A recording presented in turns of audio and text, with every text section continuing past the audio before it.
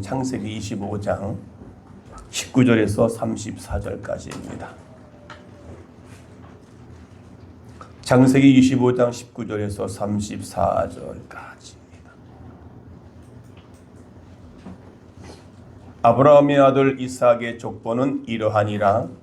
아브라함이 이삭을 낳고 이삭은 40세에 리브가를 맞이하여 하나님의 명하시니 리브가는 막다나바라는 아람 족속 그들의 대장으로 아람 족속 중 나가는 누이였더라.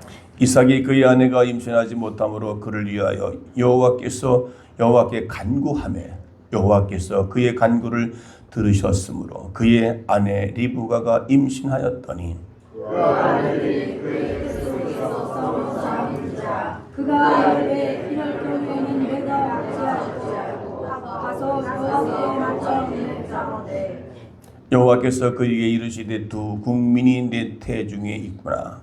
두 민족이 내 복 중에서부터 나누이리라. 이 족속이 저 족속보다 강하겠고 큰 자가 어린 자를 섬기리라 하셨더라.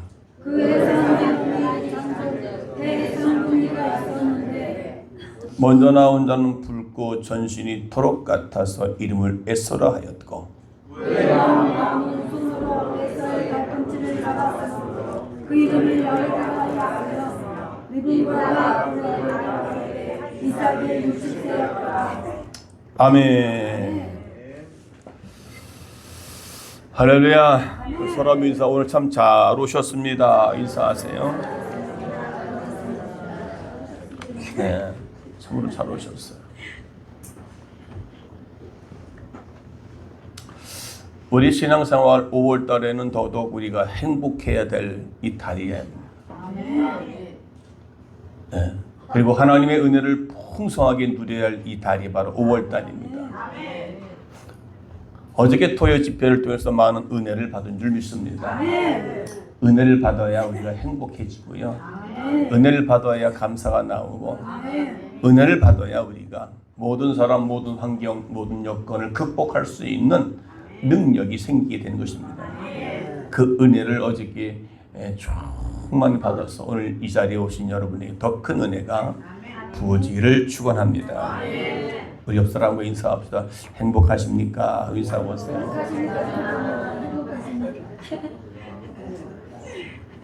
오늘 본문을 통해서 보게 되면 성경에 나온 인물 가운데 우리가 행복했던 사람들에 대한 이야기를 나누고 행복했을 때와 또 행복하지 못했을 때의 차이가 무엇인가 이렇게 함께 말씀을 나누고자 합니다. 헬라 철학이라는 말이 있죠. 헬라 전 세계를 정복하고 그리고 그 문물을 전파한 지도 2000년의 세월이 흘렀습니다. 그러나 오늘날 아무리 현대 과학이 발달했다 하더라도 현대 사회 문명의 뿌리에는 그 깊이는 바로 헬라 철학적 사고방식이 자리하고 있다고 하는 사실을 우리는 부인할 수 없거든요. 그래서 헬라 사람들은 두 가지 상반된 사고방식을 가지고 있었는데 사물에 대해서는 과학적이고 그리고 이성적인 사고방식을 가졌습니다.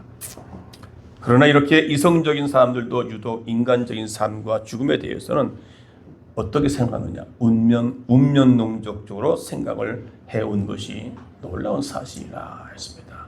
운명이라는 죽음도 운명이라. 그들은 인간의 운명을 모이라이라는 새 여신에 의해 좌우된다고 이야기를 하고 있습니다. 헬라 철학 속에서. 첫째는 클로토라고 하는 여신은 인간을 어떤 환경으로 그리고 태어나게 할 것인가 주관하는 여신이라 했습니다. 그리고 두 번째 신은 라케시스라고 하는 신은 사람의 탄생에서부터 죽을 때까지의 생활을 주관하고 있다고 하는 그 여신을. 세 번째 아트로포스라고 하는 것은 여신은 죽음을 주관하는 신이라 여신이라. 이렇게 인간의 운명을 모이라고 하는 이 모이라이라는 새 여신에 의해서 좌우된다고 하는 철학적인 사고 속에 살아가고 있는 것을 볼 수가 있다는 것입니다. 그래서 이 새 여신에 의해서 인간의 행복과 불행이 주어진다는 거예요. 오늘날 우리의 기독교인들은 그런 사고 속에 사는 것이 아니지요. 그러나 성경은 그렇게 말씀하고 있지를 않는다는 겁니다. 인간의 행복과 불행은 인간 자신에게 달려있다. 그래서 오늘 본문에 나오는 내용 가운데 창세기 24장과 25장에서 보면 이삭의 가정에는 두 가지 행복의 요소가 있습니다. 그것은 뭐냐면 첫째는 사랑이었다는 것이죠. 행복의 요소 가운데 사랑이라는 것이 있습니다. 네. 여자는 남편에게 사랑을 받으면 그 사람은 어떻게 해요? 행복해요? 불행해요? 네, 아직까지 그 사랑을 모르고 살아갔습니다. 네. 그래서 창세기 24장 67절에 보니까 이삭이 리브가를 인도하여 모친 사라의 장막으로 들이우고 그를 취하여 아내를 삼고 사랑하였다. 여기 모친 사라의 장막으로 들이우다는 말은 사라가 사용했던 장막이라 그 말입니다. 그래서 여기서 사랑했다는 말은 아헤브라는 말이 있는데 육적인 것과 정신적인 사랑에 대한 열정적인 사랑으로 이제 이삭이 리브가를 사랑함으로 이제 그런 사랑에 대한 이야기를 해주고 있는 것을 말합니다. 이렇게 사랑의 관계로 이루어진 가정이 얼마나 행복했겠냐 이 말이죠. 오늘날 우리 모든 사람들이 다 사랑해서 결혼해가 살면 그때는 엄청나게 즐겁고 행복하고 당신 없으면 내가 살 수 없다라고 하는 그런 말까지 하며 당신이 원하면 무엇이든 다 해줄 것 같은 그때의 그 사랑, 얼마나 그 사랑 때문에 행복해하는 모습을 여러분 다 겪었으리라 믿습니다. 두 번째는 그러므로 이삭의 가정은 기도하는 가정이었다. 사랑의 가정과 그래서 이삭이 리브가를 그토록 사랑했기 때문에 사랑의 가정 그리고 기도하는 가정이었다. 21절 이삭이 그의 아내가 잉태하지 못함으로 그를 위하여 여호와께 간구했다라고 말합니다. 21절에서 이삭이 리브가를 위해 간구했다는 말은 히브리 말로 있는 기도의 12가지 단어 중에 아타르라는 단어가 있습니다. 이 아타르라는 단어는 일평생 하나님 앞에 기도의 향을 피우고 있다는 것을 말합니다. 네. 일평생 한순간도 하나님 앞에 기도하지 않고는 살 수 없었다. 기도의 향을 피웠다. 기도의 향으로 표현한 것은 그 향이 기도가 올라갔다는 것입니다. 그게 바로 오늘 리브가를 위해서 간구했던 이삭에 대한 기도하는 가정이었다. 끊임없이 우리는 오늘날 우리 행복한 가정은 뭐부터? 기도부터 시작돼야 된다. 네. 내 힘으로 할 수 없는 모든 일들을 사랑도 그리고 모든 것도 문제 해결도 우리가 기도하지 않고는 해결할 수 없는 것을 볼 수가 있듯이 오늘 이삭의 가정은 기도하는 가정이었기 때문에 네. 이삭이 리브가가 임신하지 못함으로 그것을 위해서 눈물 뿌려 간절히 기도했더니 일평생 하나님을 향해서 향을 피우는 기도의 사람이었다는 사실을 우리는 말씀하고 있는 것입니다. 이 많은 사람도 하나님께 귀를 기울이며 기도했고 사람조차도 하나님께 기도를 드렸다. 그리고 하나님도 인간의 그 기도에 응답을 하고 관심을 갖고 드시는 하나님이다 라고 말씀하고 있는 거예요. 그래서 이 아타르라는 말은 탄원하다라는, 우리가 이제 법정에 쓴 사람, 누군가 내 자식이, 내 남편이, 내 아내가 어떻게 해요? 감옥에 가려고 이제 법정에 서게 되면 어떻게 해요? 탄원하잖아요. 탄원. 그 탄원에 의해서도 이게 좌우될 수 있거든요. 얼마큼, 그러니까 탄원이라면 너무 안타까워서 간절한 마음으로 탄원하는 거예요. 그게 바로 아타르라는 말, 하나님께 자기 아내가 임신하지 못함으로 말미암아 하나님께 간절하게 아이를 달라고 탄원했다라는 말을 하고 있는 것입니다. 이삭과 리브가의 기도가 얼마나 지속적인 기도였는지를 알 수가 있는 것입니다. 끊임없이 변함없이 어떤 환경에도 추워도 봄, 여름, 가을, 겨울 추워도 더워도 하나님 앞에 기도의 향을 끊임없이 피워 올려드렸다는 것을 말하고 있습니다. 20년 동안 리브가를 위해서 이삭이 기도하자 마침내 리브가는 아기를 낳게 되었던 것을 볼 수 있습니다. 여러분, 가정에 아이가 없을 때 그 가정은 참으로 암울합니다.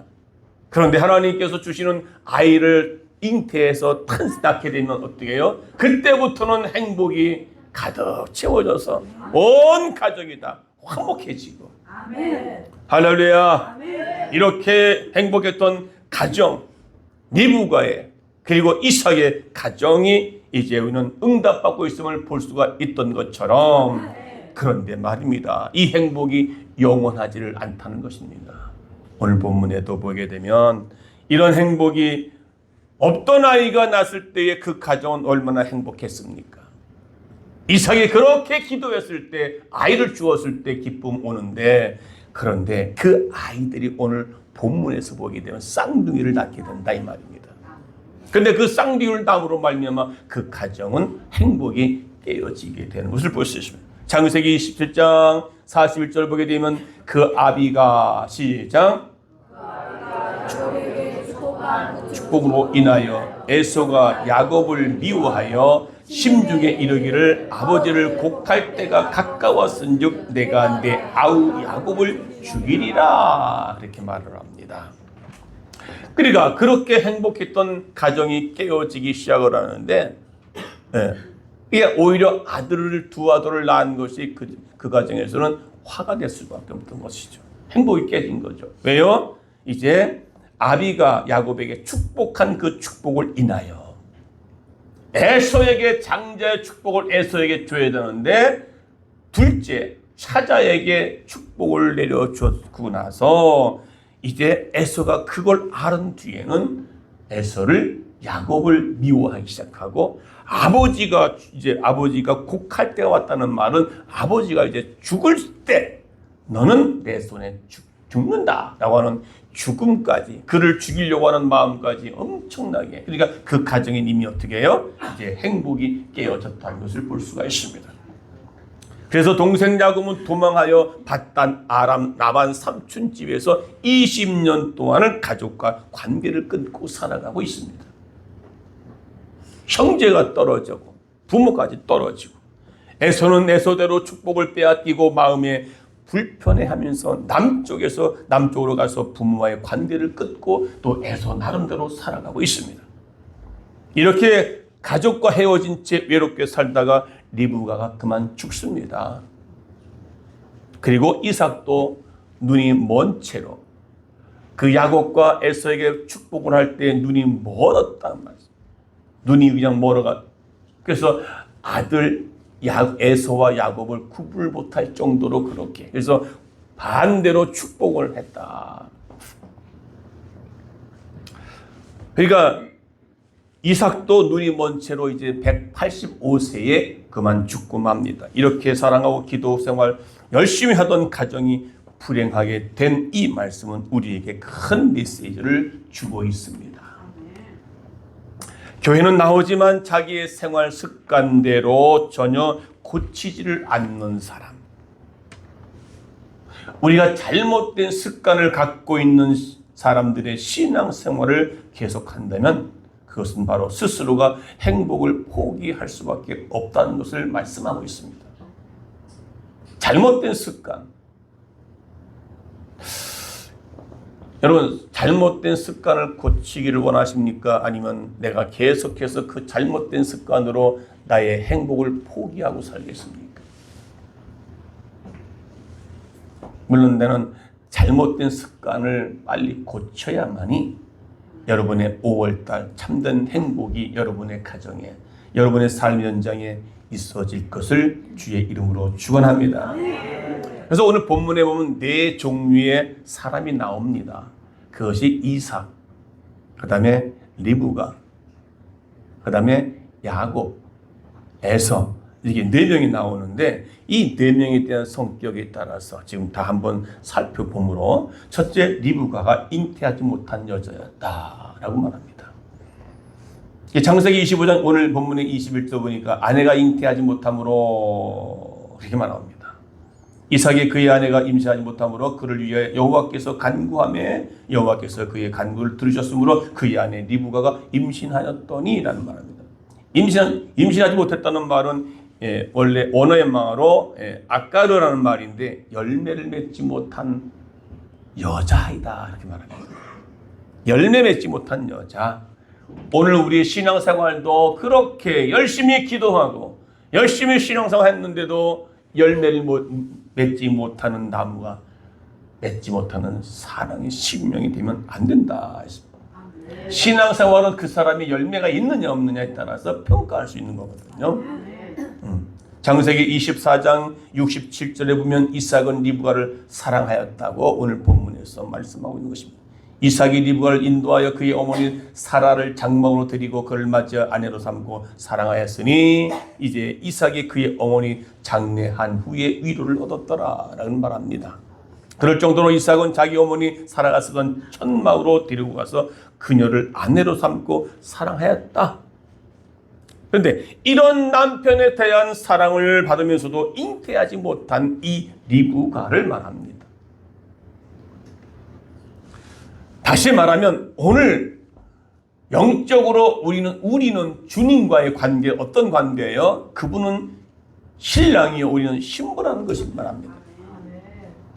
그러면 그렇게 10년 20년 예수를 믿고도 열매 없는 삶을 산다면 그것은 우리에게 하나님께서 오늘 신부로서의 그 자격을 상실한 것입니다. 다시 말하면 오늘도 우리는 이제 한 영혼에 대한 잉태, 그분이 원하시는 그 열매를 맺어야 돼야 된다는 사실을 오늘 말씀하고 있는 것이거든요. 할렐루야. 그러니까 지금 우리는 하나님의 남편인 하나님의 사랑, 신랑이신 예수님의 신랑이신 그 사랑을 받아서 살아간다면 우리의 삶의 열매를 맺을 뿐만 아니라 전도의 열매도 우리가 맺어야 한다는 것입니다. 그러니까 리브가는 잉태를 못한 거예요. 20년 동안을 그렇게 이삭의 사랑을 받았음에도 20년. 그를 얼마나 애타했겠냐 이 말이죠. 오늘도 우리는 주님에 대한 신부로서의 열매를 맺어야 할 것입니다. 여러분, 전 아직도 내 가족 중에, 내 자녀 중에 아직도 내 모든 구원받지 못하는 그 열매를 맺지 못한다고 한다면 주님에 대한 신부로서의 사명을 잘 감당하지 못한다는 사실을 꼭 믿으시기를 바랍니다. 아멘. 그래서 우리는 신부된 우리는 영적인 자녀를 낳아야 한다는 것입니다. 서로 인사, 우리 영적 자녀를 낳읍시다. 마태복음 7장 16절 이하에 보게 되면 그의 열매로 그들을 알지니 그의 열매로 그들을 알지니 가시나무에서 포도를 또는 엉겅귀에서 무화과를 따겠느냐. 이와 같이 좋은 나무마다 아름다운 열매를 맺고 못된 나무가 나쁜 열매를 맺나니 좋은 나무가 나쁜 열매를 맺을 수 없고 못된 나무가 아름다운 열매를 맺을 수 없느니라. 아름다운 열매를 맺지 아니하는 나무마다 뭐예요? 찍혀 불에 던지느니라 했습니다. 이러므로 그의 열매로 그들을 알리라 했습니다. 여러분들의 신앙이 지금 신랑이신 예수님을 사랑을 듬뿍 받고 살아가는 우리가 영적인 열매도 있지만 육적인 열매, 그 열매를 우리가 맺지를 못한다면 그냥 우리는 신부로서의 사명을 감당하지 못했기 때문에 그 열매 없는 나무는 찍어서 불에 던질 수밖에 없다고 얘기하는 것을 말씀하고 있습니다. 그것을 갈라디아서 5장 22절에 그렇게 성령의 열매는 말합니다. 사랑과 희락과 화평과 오래 참음과 자비와 양선과 충성과 온유와 절제라는 말합니다. 여기 다른 말들은 대충 다 알겠는데 양선이라는 말이 조금 아사무사하지요. 아리까리하지요. 그래서 양선의 뜻은 글자 그대로 풀면 어질양, 그리고 착할 선. 어질고 착하다는 것입니다. 이것을 영적으로 설명하면 성령에서 선을 추구하며 살아가는 거예요. 선은 뭡니까? 하나님의 뜻을 따라 살아가는 것이 선입니다. 하나님의 뜻 안에는 모든 것이 다 있기 때문에 아버지의 뜻을 따라가는 것, 신부가 신부로서의 그 원하는 것을 따라가는 것을 선, 즉 진리 안에서 선을 쫓아 행하는 그 마음, 너희는 이 마음을 품어라. 무슨 마음? 예수님의 마음을 품으라는 것입니다. 어질다는 것은 너그럽고 덕행이 높다라는 것입니다. 네, 너그럽다. 마음이 좀 풍성하다. 너그럽다는 말은 마음이 넓고 아량이 있다라는 말을 하는 것입니다. 그래서 잠언 19장 6절에 보면 너그러운 사람에 대해서 말씀하고 있습니다. 다 시작. 너그러운 사람에게는 은혜를 구하는 자가 많고 선물 주기를 좋아하는 자에게는 사람마다 친구가 되느니라. 자, 여러분들은 너그러운 마음, 어질고 너그러운 마음을 갖는 자가 되시길 바라겠습니다. 아멘. 너그러운 사람은 얼굴 보면 대충 알 수 있어요.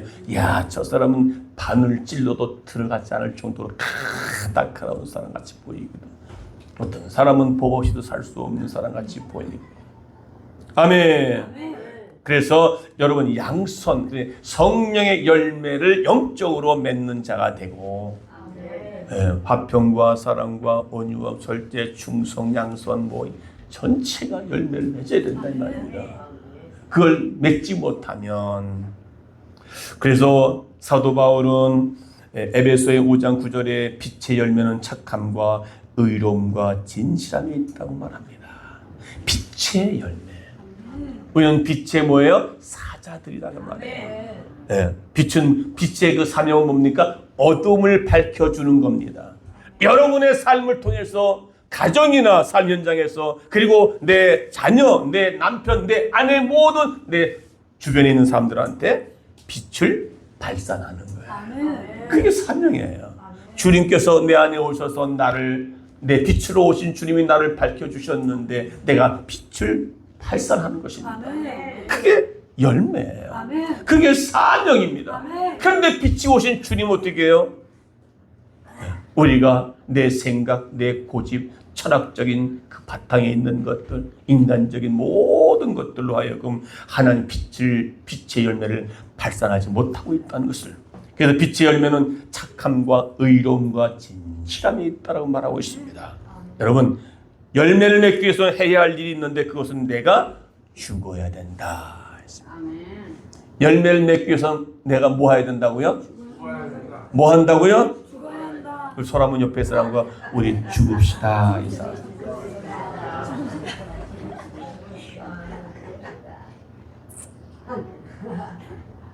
근데 죽었는데 다시 또 살아났고, 죽었는데 다시 살아났고, 내 자존심이 죽어야 되고, 내 고집이 죽어야 되고, 내 교만이 죽어야 되고, 원망, 불평이 죽어야 되고, 희기, 질투, 미움이 죽어야 되고. 그래서 요한복음 12장 24절에 그렇게 말합니다. 하늘의 시작. 내가 진실로 너희에게 이르노니 하늘의 미랄이 땅에 떨어져서 죽지 아니하면 하늘의 배로 죽으면 많은 열매를 맺느니라. 그러니까 신부로서의 열매가 뭐냐? 죽어야 많은 열매를 맺는다는 거예요. 내가 죽지 않기 때문에 행복이 사라지는 거예요. 내가 죽으면 예수의 마음의 성품을 닮아가는 것이다 이 말이에요. 그래서 그 사람의 신앙을 보려면 뭐예요? 열매가 있느냐 없느냐. 그래서 우리의 세상적인 욕망과 육성은 죽어야 된다. 세상적인 욕망과 육성, 인간 본성, 악성, 이거는 죽어야 된단 말이죠. 그래서 이 열매가 씨앗이 땅속에 묻어져서 그것이 껍질이 깨어지고 거기서 완전히 죽어야 거기서 싹이 움트게 된다 이 말입니다. 그래서 열매를 맺게 되는 거예요. 이게 세상적인 원리 가운데도 씨앗이 콩이 거기서 깨져가지고 죽어야 껍질이 확 벗겨져야만이 거기서 싹이 트는 것처럼. 예.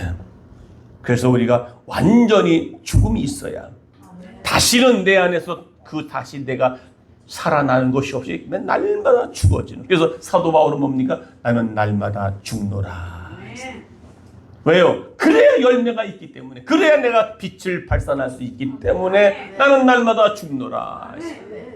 그가 옛날에 갖고 있었던 모든 것들을 이제는 그것이 하나님을 만나고 보니까, 신랑이신 예수를 만나고 보니까 신부로서 이것은 내가 쓸데없는 거구나.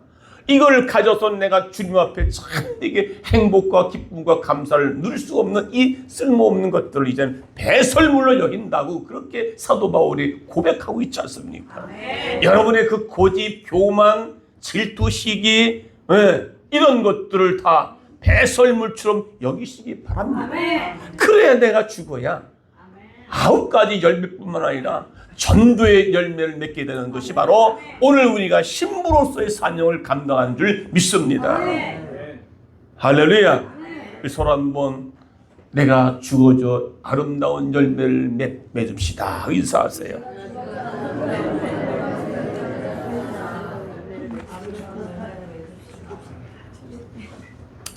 그런데 이제 그 열매를 맺기 위해서는요, 우리가 베드로 후서 1장 5절에서 7절을 보니까, 자, 시작. 그러므로 너희가 더욱 힘써 너희의 믿음의 덕을 덕에 지시되 절제를 절제에, 인내를 인내에, 경건에 형제 우애를, 형제 우애의 사랑을 더하라. 또 이것들이 시작. 없어요? 있는데 이런 것들이 너희에게 있어서 흡족한즉 너희로 주 예수 그리스도께 알리기에 게으르지 않고 열매가 없는 자가 되지 아니하려 하노니라는 말을 합니다. 여기서 더하라라는 말은 이것을 공급하라 이 말입니다. 믿음의 덕을, 믿음에 있는데 덕이 없으면 안 돼요. 반드시 믿음의 사람은 덕이 있어야 된다는 거예요. 믿음이 있는다고 막 활기치고 다니는데 저 사람 믿음이 있다고 말하면서 행동하는 거 보면 믿음의 사람이 아니에요. 덕에 지식에 안다고, 내가 학문이 많다고, 많이 배웠다고 아는 지식 가지고 교만 떨지 말고 절제를 하라 이 말이죠. 절제, 인내, 경건에 형제 우애, 사랑을 이 모든 것 위에 사랑을 더하라. 사랑을 공급하라는 공급이라는 말은 그런 걸 주어야 내가 더 풍성하게 누릴 수가 있다는 겁니다. 없는 곳에서 이 모든 걸 더할 때, 내가 배고플 때 밥을 먹을 수 있도록 공급해주면, 내가 목마를 때 그 물을 공급해주면, 할렐루야. 그래서 이런 같은 영적인 영양 공급을 더 공급하라. 내 영혼에 이런 것들을 공급하라. 말씀으로 날마다 우리 영혼을 공급해줘라. 거기에 모든 것 위에 사랑을 더 공급해. 다 줬는데 거기다가 사랑을 공급해서 더하라 그 말입니다. 아멘. 그래야 우리가 열매를 맺을 수 있다는 겁니다. 마지막 이 율법책을 완성한 것은 뭡니까? 사랑이라는 것입니다. 거기에 모든 것 위에 사랑을 더하라. 사랑을 공급해줘라. 그래야 그 사랑을 가지고 열매를 맺게 되는 줄 믿으시기 바랍니다. 예수님께서 어느 날 예루살렘으로 돌아가시는데 시장해 하셨습니다. 그래서 길가에 무화과 나무 있는데 열매가, 멀리서 보니까 잎사귀가 풍성해서 열매가 있는 줄 알고 다가가서 열매를 따려고 보니까 열매가 없는 거예요. 무화과 열매. 그래서 그때가 아직 안 됐다. 풍성한데 열매가 아직 아니 없다.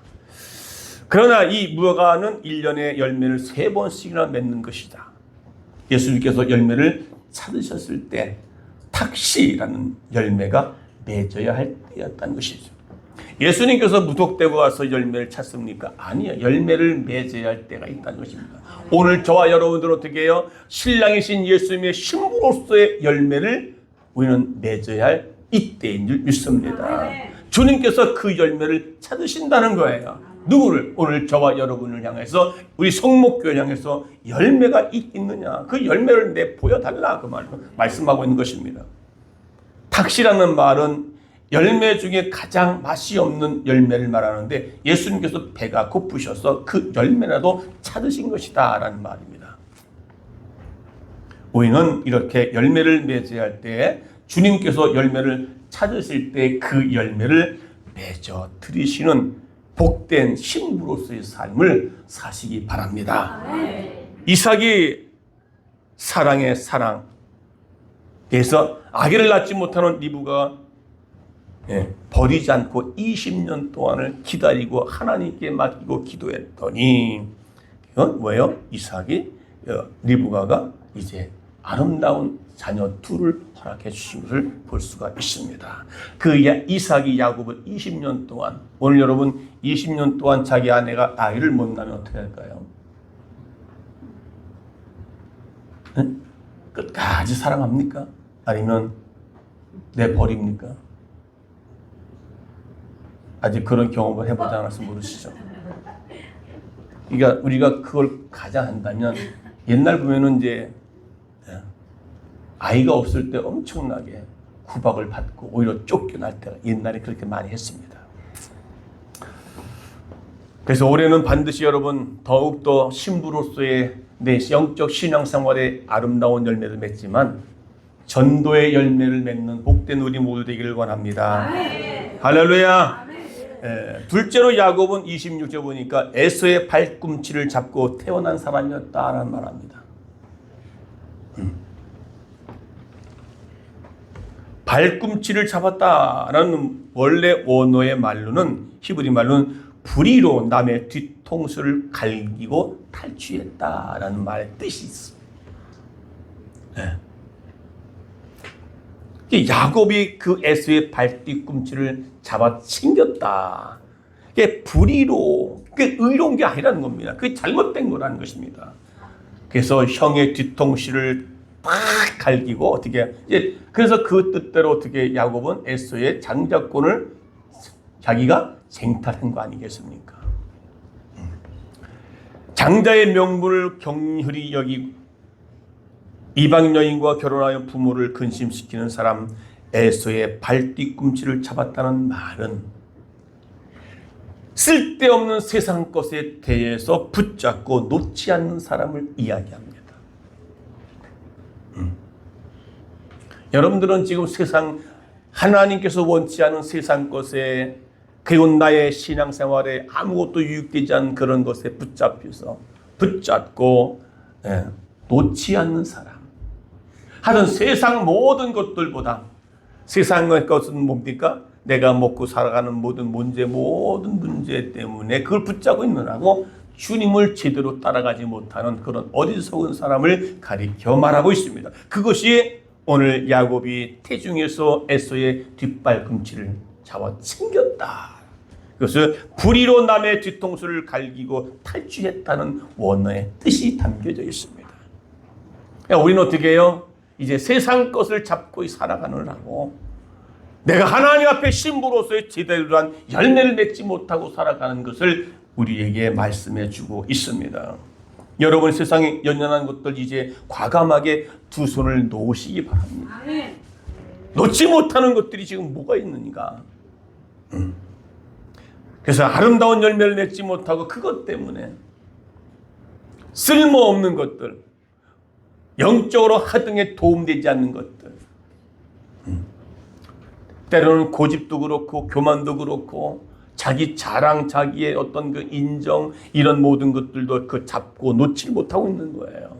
그러니까 자꾸 교회 공동체 속에서 그것 때문에 시험 들고, 그것 때문에 불평하고, 그것 때문에 원망하고, 신앙생활 제대로 하지 못하는, 실 열매를 맺지 못하는 어리석은 자들이 되지 않기를 원해서 오늘도 이 말씀, 야곱은 오늘도 그렇게 에서의 발뒤꿈치 잡고 태어난 사람이었다라고 하는 것을 말씀하고 있습니다. 이게 어떻게 해요? 두 번째죠. 세 번째, 에서가 나옵니다. 창세기 25장 29절에 에서가 하루는 야곱이 죽을 쏘았더니 에서가 들에서부터 들어와서 심히 곤비하여 라는 말합니다. 30절에 야곱이 이르되 내가 곤비하니 에서의 피곤한 사람이었다 그 말입니다. 그 붉은 것을 내게 먹게 하라. 붉은 것 팥죽 붉은 것을 내게 먹게 하라 한지라. 그래서 에서의 별명을 에돔이었다라는 말합니다. 붉은 것에 에돔이라는 것은 붉다라는 의도가 있습니다. 그래서 31절을 보니까 그러니까 에서는 피곤한 사람이었어요. 들사람, 세상 사람. 들에서 사냥하느라고 힘쓰고 애쓰고 하다 보니 집에 들어오니까 어떻게 해요?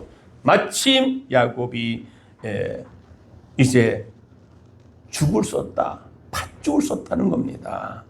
그런데 야곱이 내가 곤비하니 야곱에게 그런 말, 내가 지금 지쳐 죽음. 소위 말하면 나갔다 왔으니까 배고프니까 빨리 그 날 좀 타오. 그렇게 얘기한 겁니다. 그러니까 곤비하다, 피곤하다, 그냥 지쳤다 이 말입니다.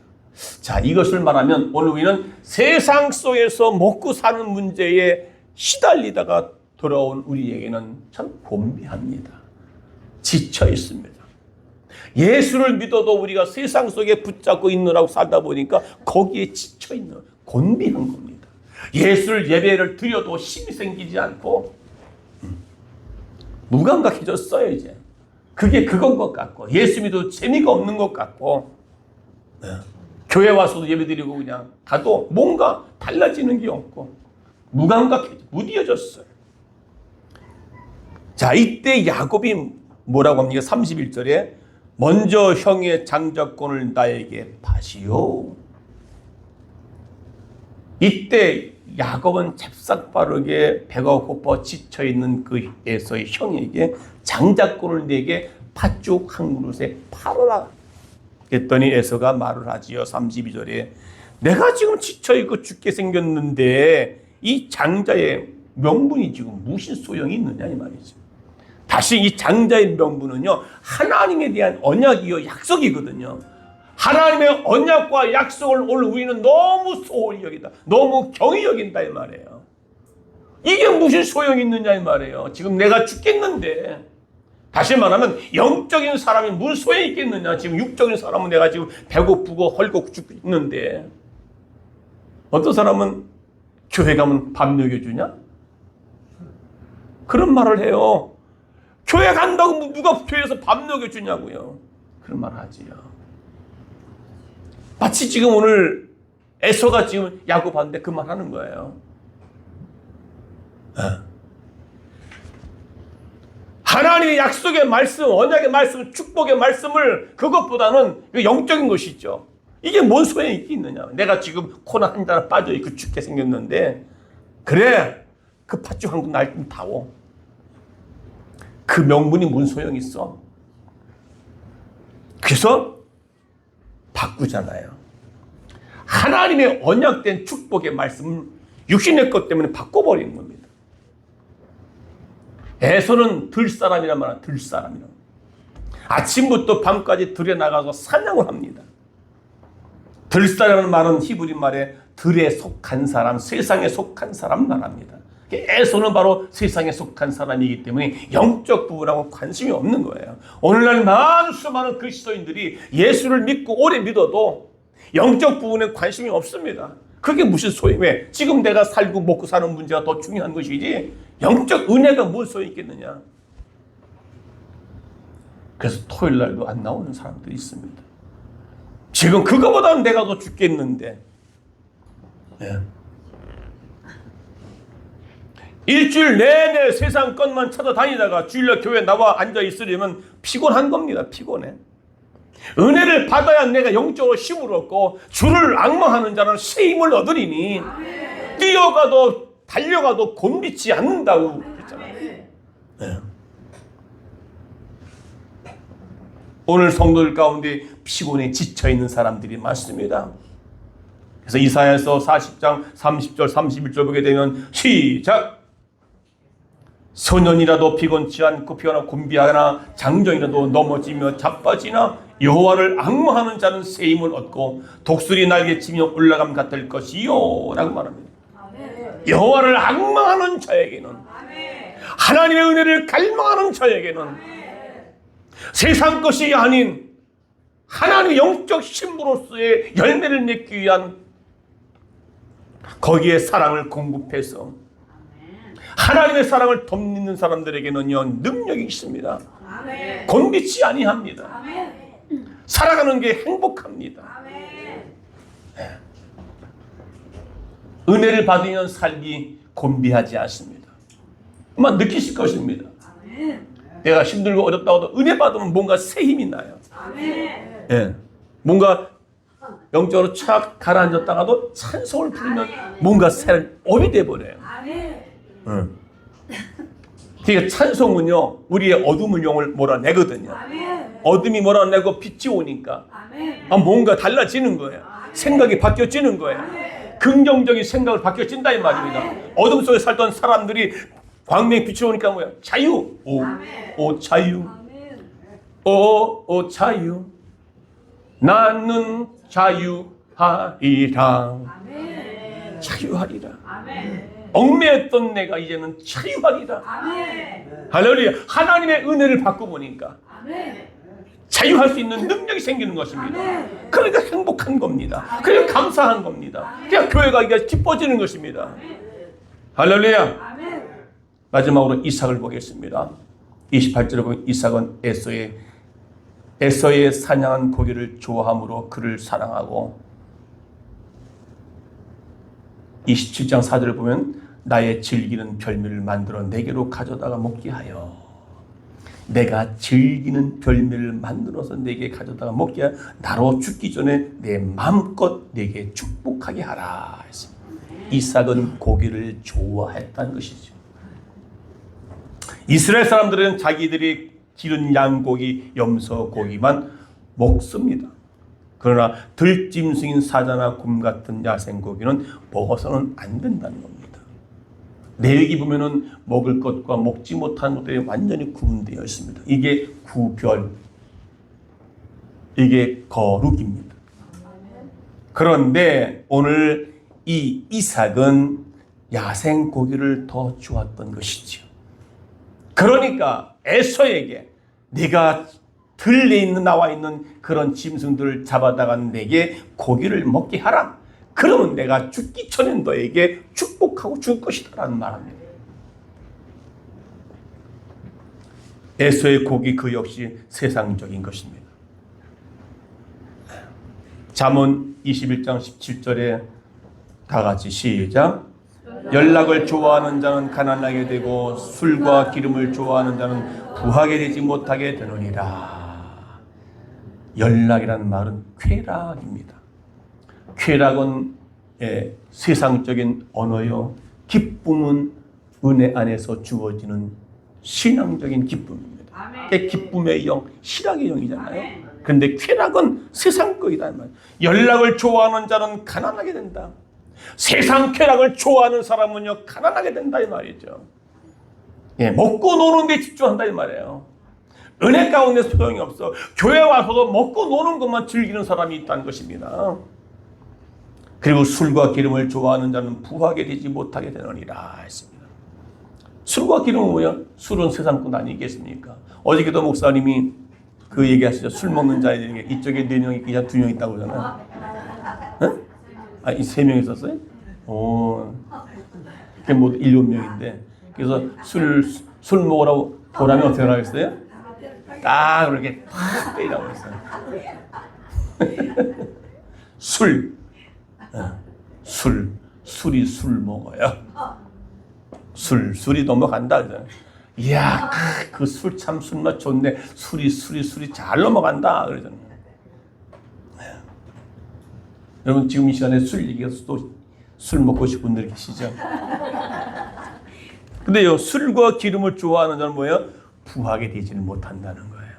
다시 말하면 세상 것을 탕진하게 되는 것이죠. 그리고 여기 기름이라는 말은 사치, 도박, 허황된 것, 세상 것에 대한 욕심을 가리켜 이 기름을 말합니다. 고기. 오늘 이삭이 바로 그걸 좋아했던 거예요. 예? 양고기나 그런 것들을 먹어야 되는데 왜 들에 나가서 잡아오고는 내가 들에서 나온 들고기를 잡아다가 나한테 먹게 하라. 그럼 내가 이제 죽기 전에 너에게 축복을 하게 하라 그 말이죠. 다시 말하면 살았으나 죽은 자라고 말합니다. 이삭은 세상적인 것을 좋아하다가 눈이 멀어지게 된 것이지요. 오늘 저와 여러분은 이제 이 네 사람의 특징적인 것을 다 알았습니다. 그러나 이 네 사람 야곱과 에서 가운데 그러나 결국은요 하나님께서 그들도 사랑하셨기 때문에 서로 에서와 야곱이 화해를 했고, 근데 에서와 야곱이 화해하기 전에 어떻게 해요? 20년 동안 서로 따로따로 살았지만 하나님 그들에게 또 복을 주셔서 약속대로 하나님께서 아브라함과 이삭과 야곱의 모든 후손들에게 약속한 그 약속을 하나님은 주셨다는 것입니다. 화해를 해가지고 야곱과 에서가 화해했지 않습니까? 그 화해하기 전에 야곱은 어떻게 했어요? 하나님께 또 엎드려 기도했어요. 할렐루야. 결국은요 하나님 사람은요 기도의 사람, 아버지 앞에 무릎 꿇는 사람이 되어야 되는 거예요. 그래서 화목이 이루어지는 거 아니겠습니까? 그래서 그런 하나님의 언약을 중간중간에서 다 실패하고 곤비하고 뜻을 어겼지만, 그러나 하나님은 아브라함으로부터 약속된 그 약속의 후손들로 하여금 그 이스라엘 민족이 계속해서 200만 명이 되는 역사를 경험하게 할 줄로 믿는 것입니다. 여러분, 이제 우리도 이제 이러한 세상 것에 대한, 그리고 하나님의 들사람, 세상 사람이 되지 말고 세상 것에 대한 애착을 갖고 붙잡지 말고 이제 하나님의 은혜 안에 살고자 하는 여러분 되시기를 주의 이름으로 축원합니다. 들사람, 세상 사람, 세상에 있는 사람, 세상 것을 너무 좋아서 그걸 놓지를 못하는 사람, 그런 사람들은 교회 와도 별 일 없이 재미가 없어요. 그렇게 예수를 10년, 20년 도 아무 뭐 없는 거예요. 그러니 예수 믿는 재미가 없어지게 되지요. 그러니 그렇게 예수 믿으니 뭔가 예수 믿으니까, 여러분 예수 믿는 맛이 있어야 될 거 아니에요. 아멘. 여러분 예수 믿는 맛이 있어요, 없어요? 아멘. 네?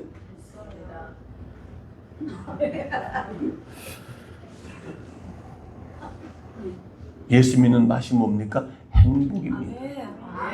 예수를 믿고 나니까 행복해지는 거예요. 내 안에 있던 깨지지 못한 것들을 박살나고 깨지니까 거기서 어떻게 싹이 나서 신앙의 싹이 살아서 열매를 푹 맺고, 열매를 맺으니까 어떻게 해요? 아름다운 열매 맺으니까 사람들이 그걸 보고서 사람들이 몰려오고, 나무가 자라서 거기서 나무가 큼지막하게 돼서 거기서 새가 깃들고 사람들이 와서 그늘에서 쉰다고 그러는 거예요. 여러분, 그렇게 믿음에 대한 성장해서 여러분이 아름다운 열매를 맺어서 많은 사람들에게 열매를 맺어 드리고 전도의 열매를 맺게 되는 우리 성목 가정 모두가 되시기를 주의 이름으로 축원합니다. 축원합니다. 559장입니다. 사철의 봄밑바람 불어있고 하나님 아버지 모셨으니 믿음의 반석도 든든하다. 사철의 봄바람 불어있고 하나님 아버지 모셨으니 믿음의 반석도 든든하다. 우리의 집 즐거운 동산이니라. 고마워라 임마누엘, 예수만 섬기는 우리 집. 고마워라 임마누엘, 복되고 즐거운 하루하루. 어버이 우리를 고이시고 동기들 사랑에 뭉쳐있고 기쁨과 설움도 같이 하니 한간의 조가도 천국이라. 고마워라 임마누엘, 예수만 섬기는 우리 집. 고마워라 임마누엘, 복되고 즐거운 하루하루. 가슴에 손 대시고 아침과 저녁 두 손을 가슴에 대시기 바라겠습니다. 간절한 마음으로 너같이 일하는 온 식구가 한 상에 들려서 먹고 마셔. 여기가 우리의 낙원이라. 고마워라 임마누엘, 예수만 섬기는 우리 집. 고마워라 임마누엘, 복되고 즐거운 하루하루. 여러분의 가정은 지금 행복하십니까? 지금 내 심령은 지금 행복합니까? 행복한 자에게는 열매가 맺게 되어 있습니다. 오늘 이삭의 가정을 보면 행복했을 때와 그리고 불행했을 때를 우리는 분별할 수 있습니다. 행복했을 때는 이삭이 사랑이었습니다. 그리고 기도하는 사람이었습니다. 그렇게 해서 20년 동안 기다려 리브가가 아내가 아이를 낳았다. 그러나 그때부터 이제는 불행이 시작되고 있습니다. 서로 미워하고 서로 원망하고, 그랬을 때 가정이 깨어지고, 그러나 또 하나님 그럼에도 불구하고 사랑하셔서 그들을, 이스라엘 민족을 향해서 그 후손들이 거기서 예수가 탄생하는 놀라운 역사를 보게 된 것입니다. 우리 다 같이 하나님, 나에게도 하나님 이러한 놀라운 하나님의 사랑 그리고 참된 행복의 기준이 무엇인가를 분명히 알아서 말씀 안에 살기 원하고, 이제 세상 것에 연연하지 않고 세상 것을 붙잡고 살지 않고 이제 아름다운 열매, 풍성한 열매, 신랑이신 예수님의 신부로서의 그 삶을 다 살아가는 내 모습, 내 삶이 되길 원하는, 다 같이 말씀 붙잡고 통성으로 기도하겠습니다. 주여, 살아계신 아버지 하나님, 은혜와 사랑을